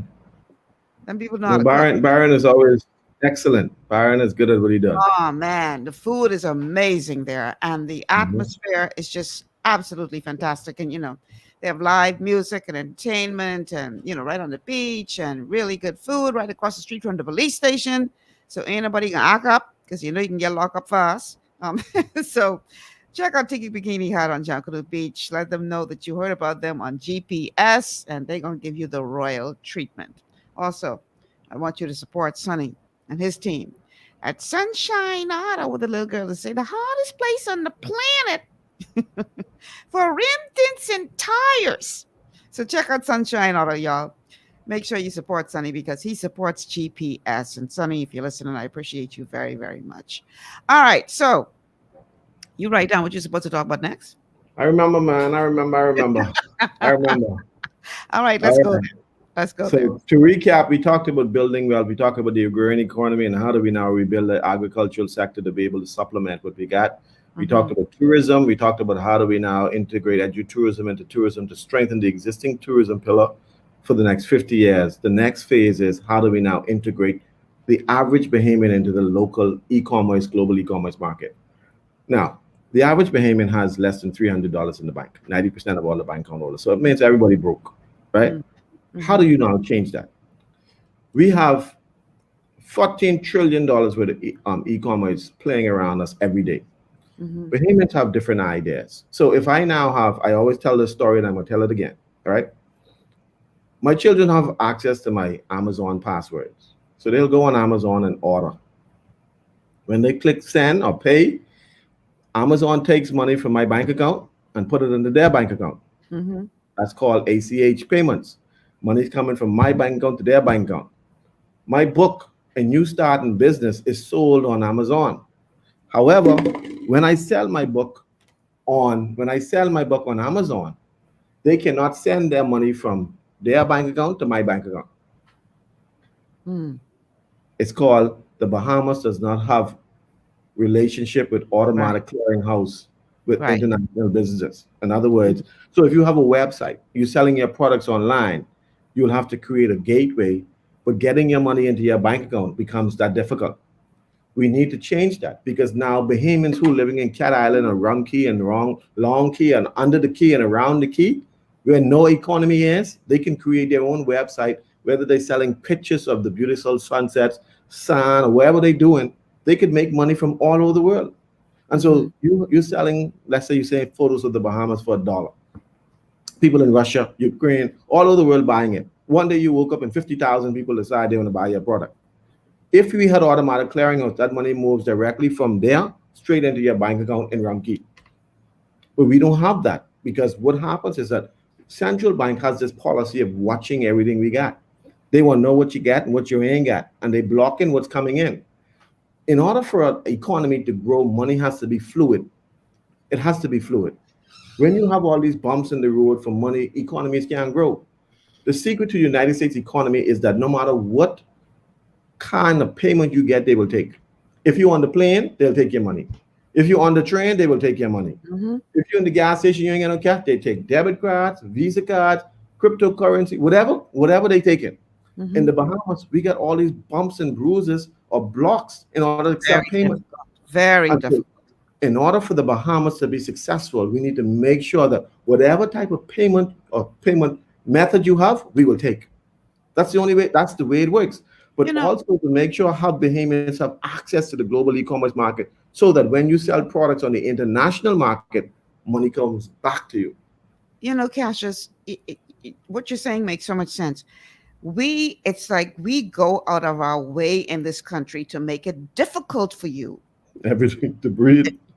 It's not enough that, you know, we seem to have some serious allergy to advancement and technology, but we go beyond just not embracing the technology to finding ways to make it difficult for you. Yeah, exactly. You know, you go into the bank, God forbid somebody send you a couple of dollars. And I understand the need for KYC. I understand that. But they make it so ridiculously difficult for you to bring money into this country. And I don't understand, you know, why that is. You know, And yes, I understand you have to protect against money laundering, but other countries got to protect against money laundering too, and they don't make it difficult. How the hell a country with everybody get less than $300 laundering any damn money? You know, when you go to these banks, I mean, I had to round my insurance company out. I have a little small vehicle. The insurance was third party. It's $300. I got to follow these long KYC forms. Well, for what? $300? What the hell are you money laundering? It's really crazy. What y'all watching us for? It's, you know, really we allow them to push this nonsense on us because our leaders are a bunch of wimps. They don't have the same. You don't have the. Listen, I do business in the U.S. We don't have these problems in the U.S. You don't have this problem. You don't need your KY jelly when you're going into the bank. You know, and so what happened is if you bring $5,000 or more, you got to strip naked and you got to tell them, oh, source of funds, and what the hell? Who you think I am? You know where I get my money from? In other words, every Bahamian is a thief. That's what they're saying. And we allowed them to push that down our throat. It was the Prime Minister of St. Vincent who said in his speech to the United Nations that we got to push back. We let these European banks make all of us look like we're a bunch of crooks when their people are the ones who doing the money laundering, not us. That's the problem with us. We got a bunch of weak chicken jellyback leaders who allow the European Union and all these whoever to push this nonsense down our throat. If you ain't gonna make America do it, don't come to me. Don't come to me. Because everybody in my country broke. What the hell are we money laundering? Anyway, I done. So how do we get around this, Cassius? What do we do to try to bring the Bahamas into the, you know, we talking about the future of what should be happening now. So we've already lost a lot of time. We're already way behind the 8 ball. We're already very far back in the race. If you had the air of Prime Minister Davis right now, what are some of the things that you would like to see us doing right now to put the Bahamas in a better position for our future? The first thing you got to do is you got to create an army of intellectuals. You got to re-educate your people. Now, every year we graduate 65,000 kids out of our schools. The trouble is, you know, out of that 65,000, you probably get about 50,000 who did not really finish properly. So yeah, they just passed through. We got to re-educate. So we got to open back up our schools. The point is we got to create an army of people who understand where we're going. You see? Mm-hmm. One of the success of Lee Kuan Yew, he said that when he became prime minister, what he did was he made sure that everybody spoke the same language. He said the problem with India is that when the prime minister, the president of India speaks, only 30% of the people understand what he's saying. Mm. You understand? Mm-hmm. The rest don't know what the hell he's saying. They speak a different language. Right. When Philip Brave Davis speaks, even though we speak the same language, we don't understand what he's saying. So 90% of the people don't know what the hell you're talking about anyway. You mean to say he's speaking legalese? No, the language of the lawyers? What I'm saying is because our people are not sharp in terms of education. Okay. They don't understand what he's saying. Right. You see? Mm-hmm. And so he have to lift the standard so that when he speaks, everybody's on board. Because if you're laying out a strategic plan, you need everybody to be a part of that. But if everybody know what you're saying, because some are uneducated, some hard-headed, some hard-headed get wax in it, we got to make sure that we build a nation where everybody understands, an educated nation. I remember I was telling my daughter this yesterday. I was in Barbados the other day, and I was looking at the newspaper, and they were advertising for a bus driver. And the qualification for the bus driver was 6 CXCs and all these different qualifications. And that's BGCSEs in our vernacular. Right. But for a bus driver, they're requiring that they have X or Y, Z.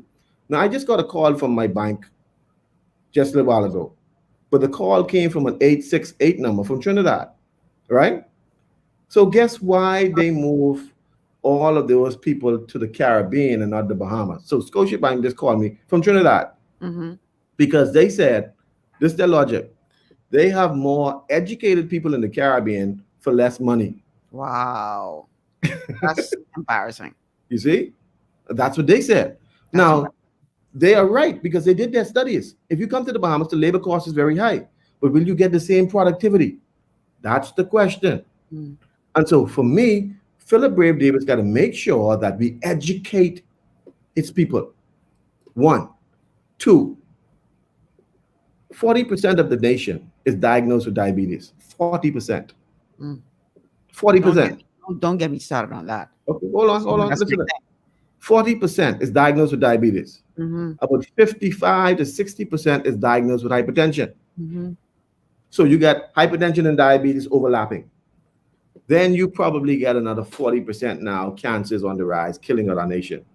How do you build a nation where everybody's sick? You can't build a nation where everybody's sick. You have to make sure that 1, you're educated, 2, that we build a healthy, productive society. We got to be healthy. Now, people may call this a conspiracy theory, but I find it quite strange that you have an entire nation where cancer is eroding just about every family. Is that strategic? Is that by design? Is that intentional? I'm asking these questions for you to think. Is it?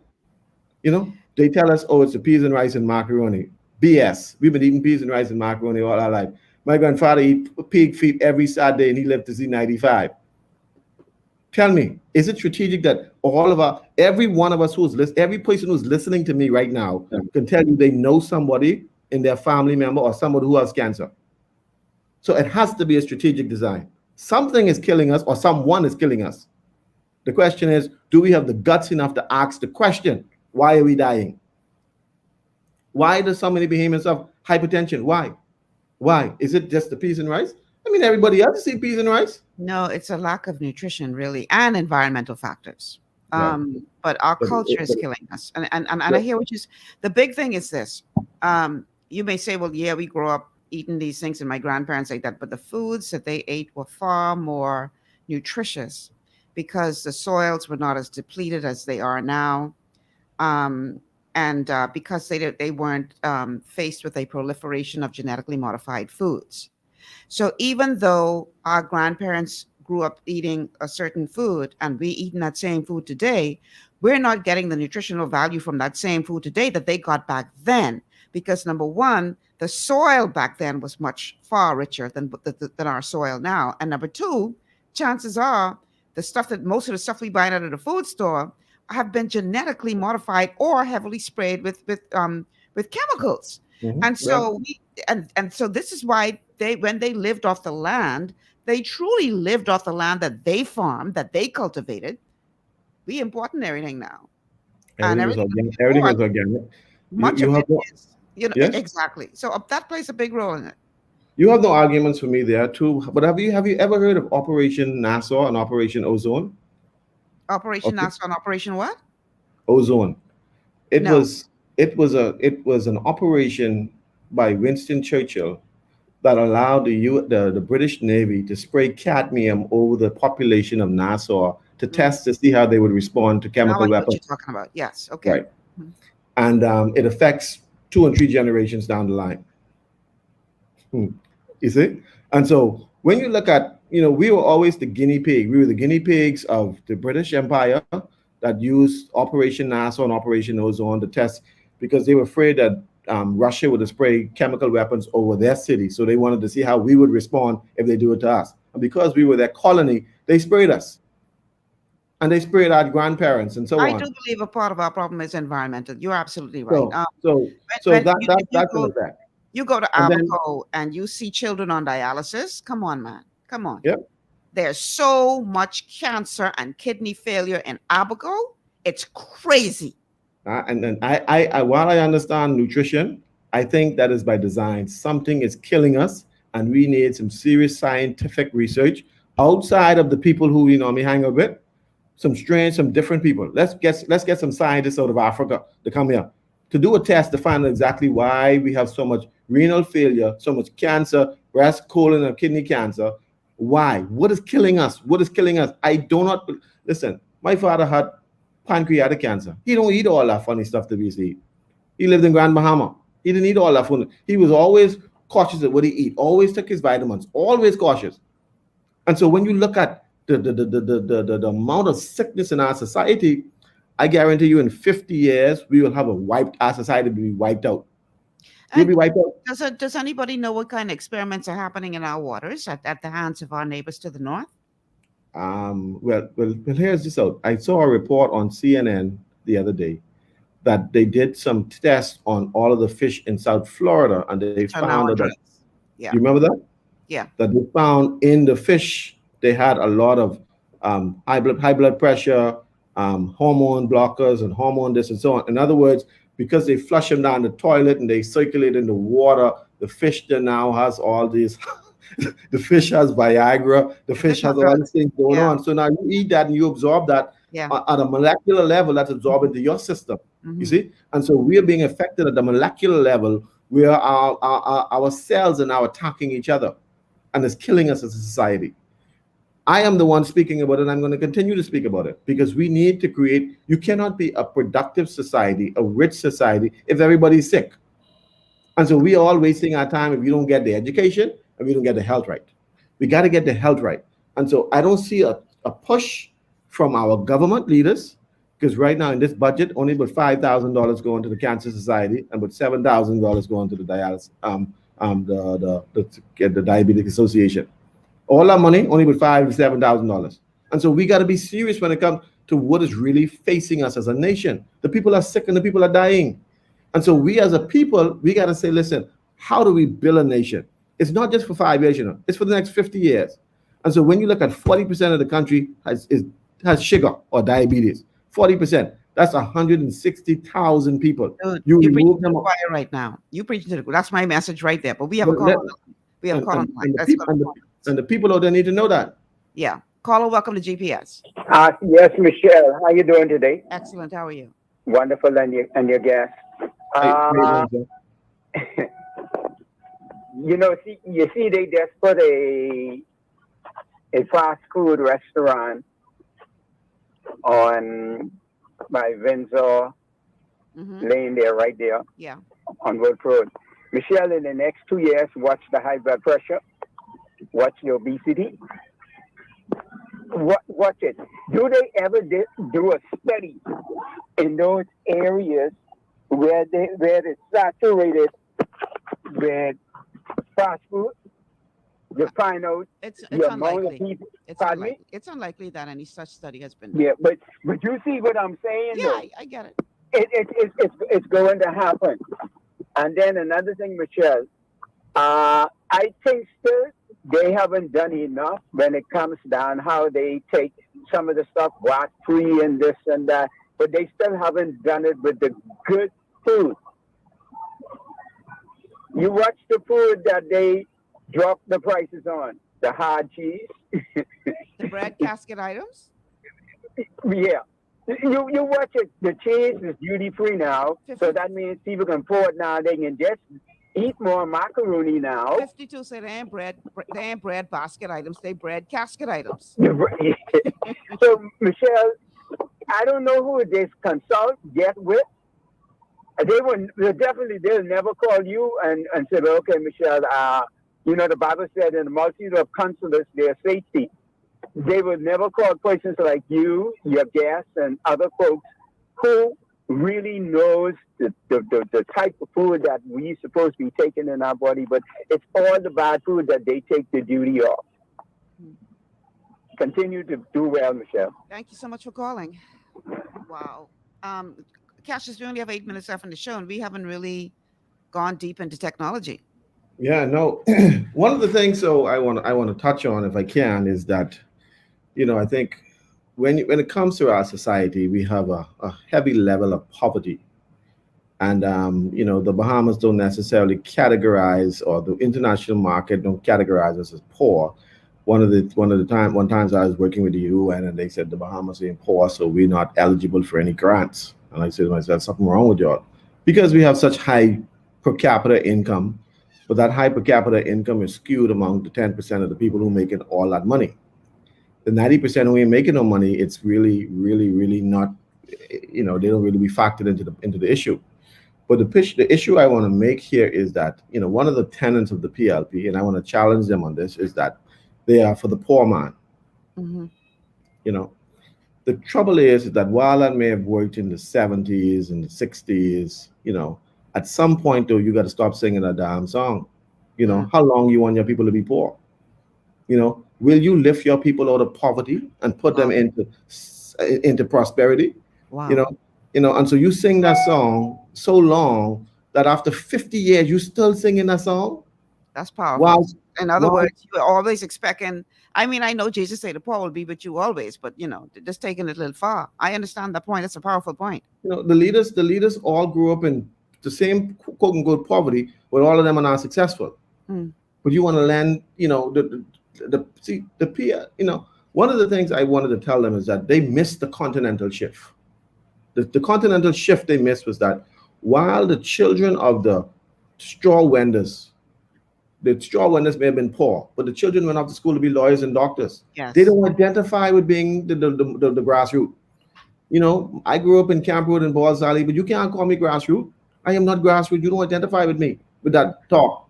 So at some point you got to change that song. You got to be the party of all Bahamians, the successful Bahamians. Don't push poverty, push success. And so when you start to glorify poverty as if everybody can get because they're poor, people have a tendency to want to stay poor. But if you make sure do what the eagle does, you got to put pricks in the nest so the bird can get out the damn nest and learn to fly. And so we need to make sure that people can get off their laurels and become successful and create the avenues to do it. Every government can create 150 millionaires every term. The problem is we like to keep people poor. We like to sing that song, and we don't want to give them the opportunities to expand and explore and become great. Can you explain how they can do that? And let me see, it's 3:55, and I gain you 4 minutes. Explain how they can do that, please. Well, we got $62 million we're giving out to consultants. You got Michelle right there. Okay. Michelle could offer some great advice in whatever ministry they need. So out of that 62 million, let's say we created 50 millionaires, right? Mm-hmm. Then you get more contracts that you could give out when these, when Saul Curtis and them on the hotels, all these farmlands, and then you got to make sure that they buy from our farmers, that we can empower the farmers. Mm-hmm. You got to make sure that we lock them into these things so that while we bring in 5 million tourists, everything they eat is from the Bahamas. We get great entrepreneurs in Eleuthera. I don't know if you ever seen them. There's some profound entrepreneurs who make their own salt, make their own products, make their own craft, and so on. But you got to make sure that you channel them in the direction where they can access the market. Mm-hmm. We can do it. The problem is we don't like Bahamians. The people up there do not like Bahamians.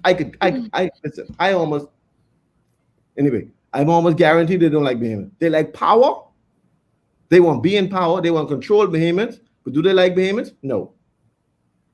Well, even a broken clock is right twice a day. They like Bahamians, but it's just when they like you when it's election time, or they love you then.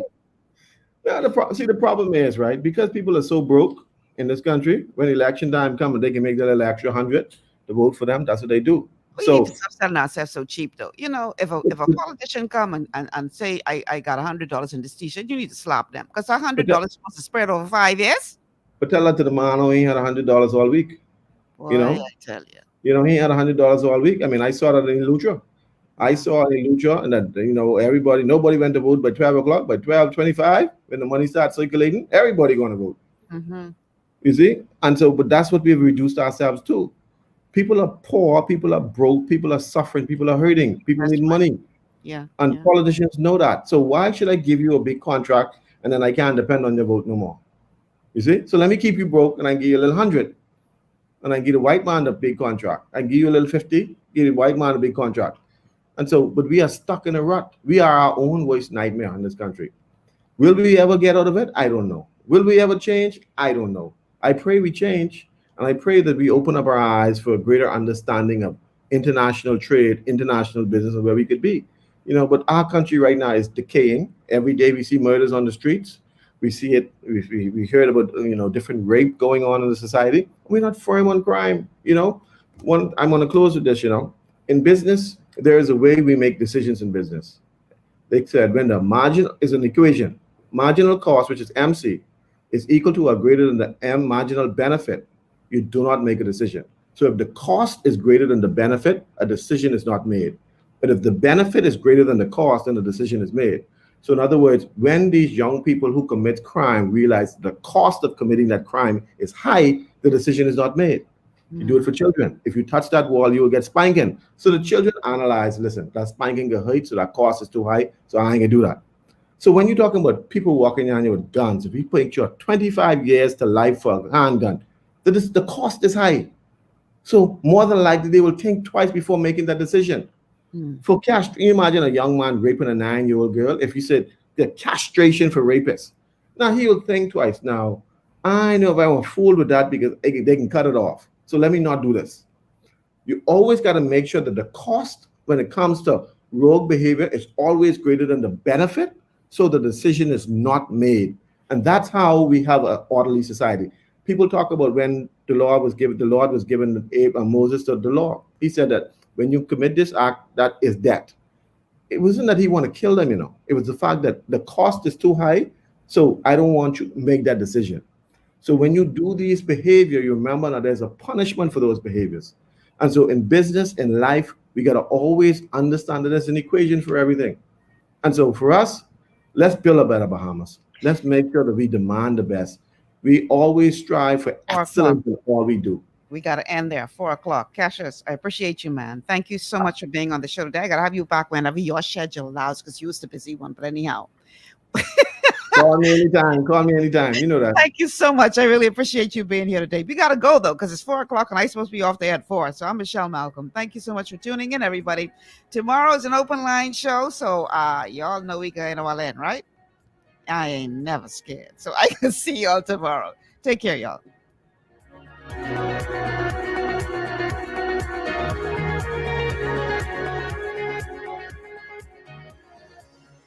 Global 99.5